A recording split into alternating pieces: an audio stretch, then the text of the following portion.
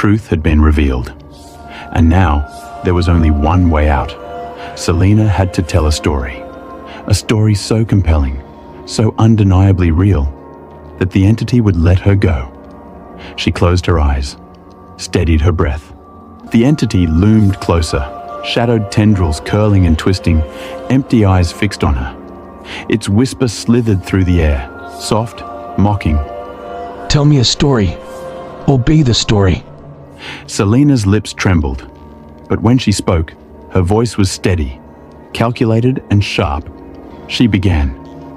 Once, there was a creature who fed on stories, not just any stories, but the ones that were never finished. Her eyes were dark and unblinking, fixed on the hollow face of the entity.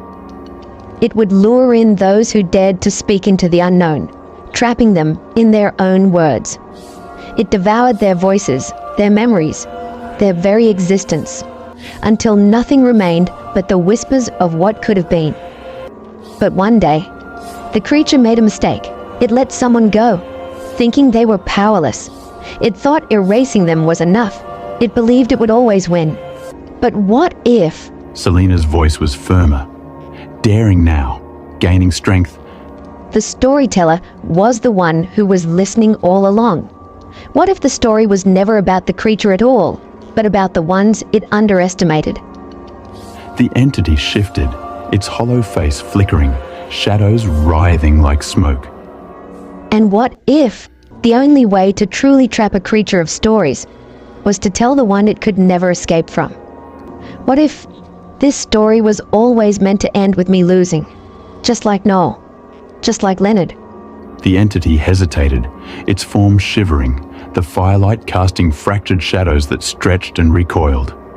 What if I accept it? She challenged, eyes locked on the empty face. What if I acknowledge that I will lose?